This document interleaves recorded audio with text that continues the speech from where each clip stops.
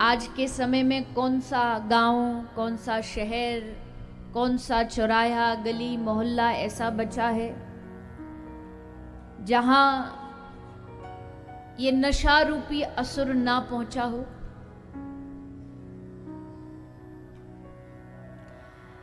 आप भारत नहीं, विश्व के किसी कोने में चले जाइए और विशेषकर भारत के किसी कोने में चले जाइए, आपको खाने को भोजन मिले ना मिले, पीने को जल, राजस्थान की रेगिस्तान की भूमि पर जाओगे तो पानी का अभाव है, लेकिन ऐसे स्थान पर भी अगर आप जाओगे और वहां जाके आप मदिरा शराब खोजोगे तो आपको हर जगह मिल जाएगी। ये कलयुग की निशानी है, ये कलयुग का प्रभाव है कि आज के समय में हमारे जो शुभ कार्य हुआ करते थे उनमें भी ये कली रूपी जो असुर है वो घुस गया है। विवाह होता है, शादी होती है, शादी विवाह हमारे सनातन धर्म का सबसे पवित्रतम उत्सव माना गया है, लेकिन आज हमने उस विवाह शादी को ही सबसे ज्यादा निकृष्ट बना दिया। शराब पी पी करके नशे में पड़े, वो चलता रहता है जोर जोर से गाना, उस पर खूब बढ़िया नागिन डांस करते हैं, होश ही नहीं रहता कर क्या रहे है। बेटे की शादी, पिताजी शराब पी करके नाच रहे हैं, आज मेरे यार की शादी है, होश ही नहीं है, क्या करें। मदिरा जो होती है ये सबके होश को भुला देती है। चूहा भी अपने आप को शेर समझने लगता है कि हमसे बड़ा कोई बादशाह नहीं,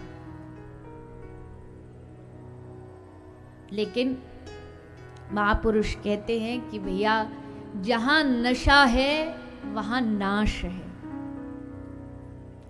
कितने घर बर्बाद हुए इस नशे की वजह से, कितने परिवार टूटे इस नशे की वजह से, कितने रिश्ते संबंध टूटे इस नशे की वजह से, उसके बाद भी हम समझने को तैयार नहीं हैं।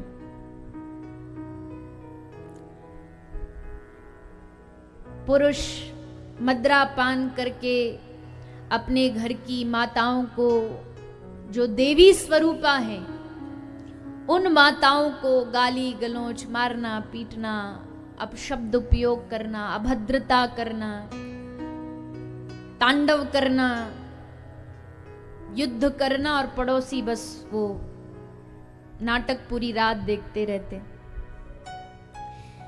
देखो सीधी सादी सी बात है, कोई भी पिताजी नहीं चाहेंगे कि उसका बालक, उसका बेटा बड़ा होके शराब पिए, कोई नहीं चाहेगा। बताओ कोई चाहता है ऐसा कि उसका बच्चा बड़ा होके सिगरेट पिए, नशा करे? कोई नहीं चाहता। लेकिन क्या सिर्फ चाहने से कुछ हो जाएगा? अगर वो बच्चा आपको वही सब काम करते देखेगा तो अपने आप वो खुद भी उस काम में लिप्त हो जाएगा। पिताजी करते मतलब अच्छा ही होगा। देखो सबसे पहले जो नशे की आदत लगती है, सिगरेट बीड़ी इत्यादि को, कैसे लगती है? वो जो पिताजी घर में पी के जो आधा बच्चा फेंक जाते हैं ना, फिर बच्चा उसको पीछे से चुपके से थोड़ा सा ट्राई करता है कि हम भी देखें कैसा होता है। यहीं से तो नशे की आदत लगती है। तो अगर आप चाहते हैं आपके बच्चे भी इसी नशे में पड़ जाएं तो ठीक है, खूब करो, आपकी मर्जी। पर आप अगर चाहते हैं कि नहीं हमारा परिवार सात्विक हो, सब अच्छा आहार खाएं, तो ये आप सबको निश्चय करना होगा कि हम सब कुछ भी गलत आहार ग्रहण नहीं करेंगे, जितना हो सके नशे से दूर रहेंगे।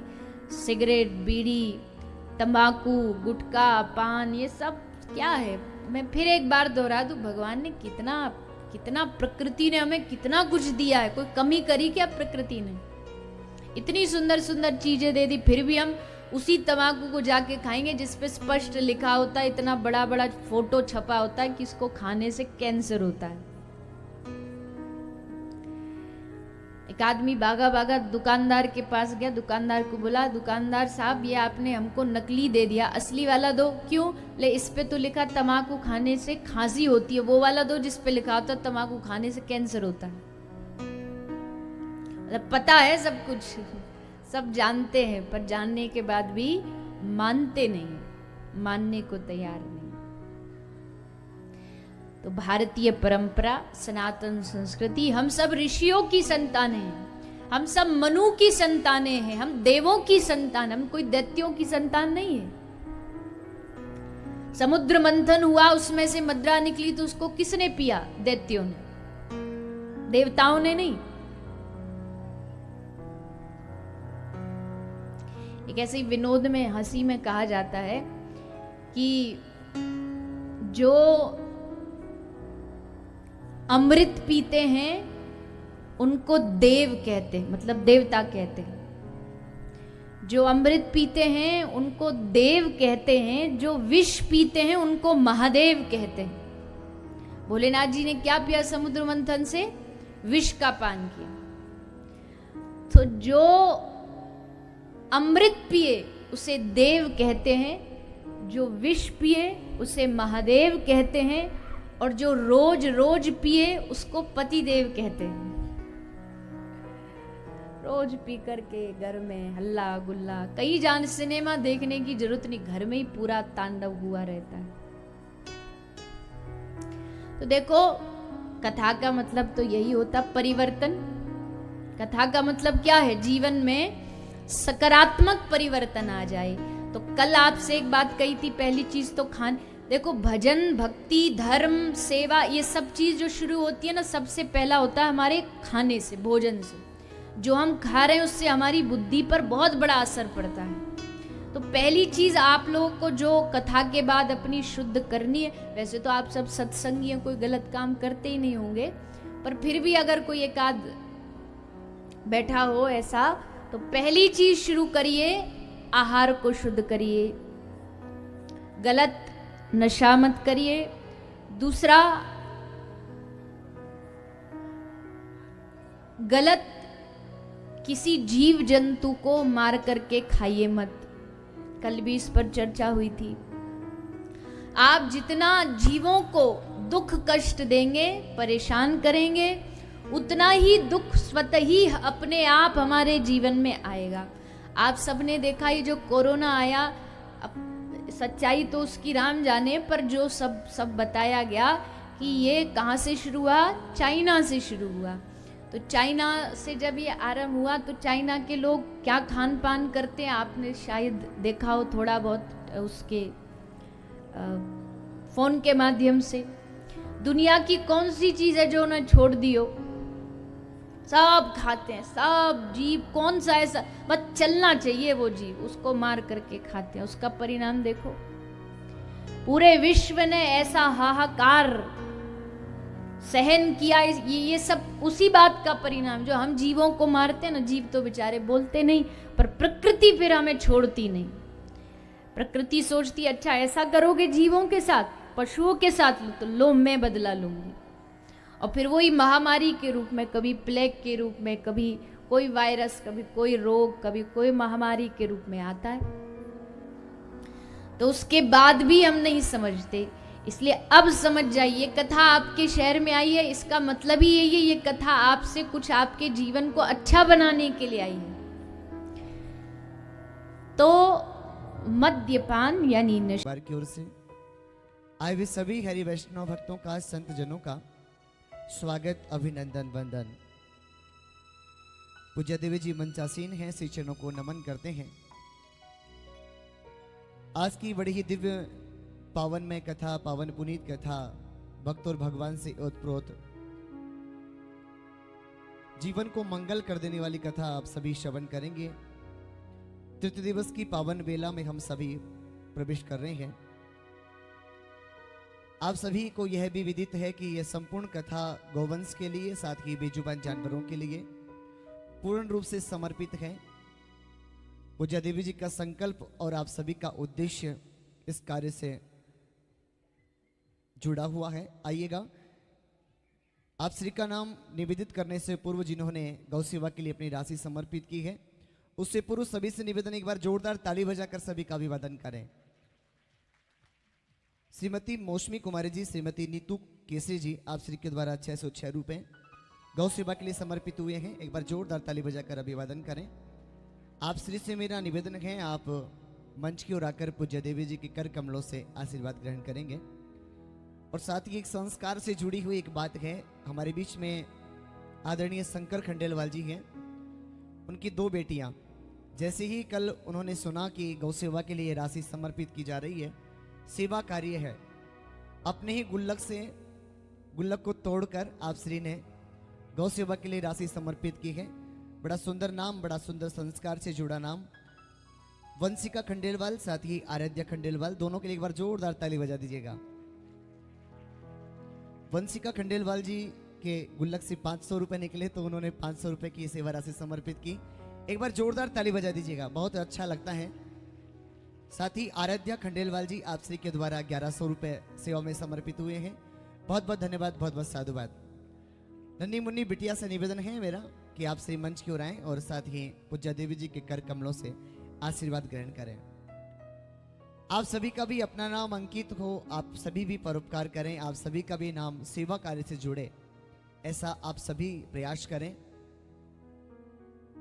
गौ सेवाधाम हॉस्पिटल का कार्यालय जो है मुख्य द्वार पर लगा हुआ है, आप वहां जाएं और राशि समर्पित करके, रसीद प्राप्त करके, आप सभी गौ सेवा के लिए अपनी राशि समर्पित करके, एक परोपकार करके, एक जीवन देकर, गौवंश के लिए जीवन देकर, उनके उपचार निदान के लिए आप सभी सेवा समर्पित करते हुए चलें। कहते भी हैं कि हमारे हिंदू धर्म में गौ माता को मां कहकर पुकारा जाता है। गौ माता ही एक ऐसा केंद्र है कि जहां 33 कोटि देवी देवता निवास करते हैं। कहते हैं कि गौ माता को प्रसन्न करके, उनकी सेवा करके हम सभी संपूर्ण फल प्राप्त कर सकते हैं, सभी देवताओं का आशीर्वाद हम सभी प्राप्त कर सकते हैं।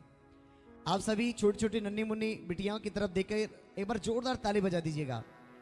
ऐसा उत्साह, ऐसा संस्कार हम सभी के अंदर भी हो, हमारे अपने बच्चों में भी हो, ऐसा हम सभी प्रयास करें।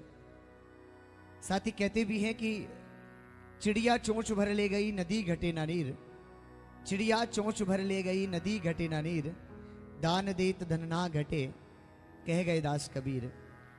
हम सभी को भगवान ने समर्थवान बनाया है, जितना बनाया है, जितना हम सहयोग समर्पित कर सकते हैं उतना आप सभी सहयोग समर्पित करते हुए चलें। कहते भी है कि अपने इलाज के लिए तो हम सभी बहुत ही अच्छे हॉस्पिटल में जाकर अपना ट्रीटमेंट करवा लेते हैं, लेकिन वो बेसहारा गोवंश, वो घायल, बीमार, लाचार, दुर्घटना से ग्रसित गोवंश, साथ ही अन्य बेजुबान जानवर, वो कहाँ जाए, वो अपना दुख किसको सुनाए। यह दुख बड़ी करीबी से पूज्य देवी जी ने पहचाना, इस दुख को, और गौ सेवाधाम हॉस्पिटल परिवार का निर्माण आप सभी के सहयोग से समर्पित हो रहा है, सेवा की जा रही है। क्यों नहीं आप सभी का भी नामांकित हो उस सेवा कार्य से, और जो अपना जीवन धन्य बना सकें। यूं तो हम सभी हिंदू धर्म के होकर बड़े बड़े दावे करते हैं, और आज हम सभी देखते हैं कि गौ माता के प्रति जो दयनीय दशा है, कभी गोली से मारी जा रही है, तो कभी लाठियों से पीटी जा रही है, तो कभी तेजाब से जलाया जा रहा है, कभी गड्ढे में गिरकर गौ माता अपने प्राण त्याग रही है, कभी दुर्घटना से ग्रसित होकर समय पर ट्रीटमेंट नहीं मिलने के कारण गौवंश अपने प्राण त्याग रही है। आइए ऐसी उस दशा की पुकार को हम सभी सुने और बेजुबान जानवरों की अपनी जुबान हम सब बने। सभी से निवेदन है, सभी सेवा कार्य से जुड़ते हुए